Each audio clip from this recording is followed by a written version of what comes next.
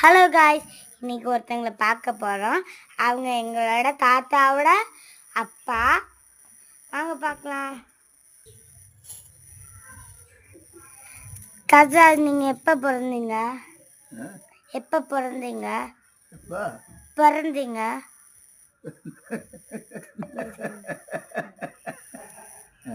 எப்போ பிறந்தீங்க? 104. 104. உங்கள் வயசு என்ன? வயசு என்ன தாத்தா?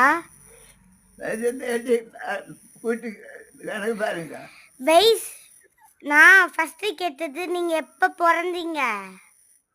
104ல பிறந்தாரா?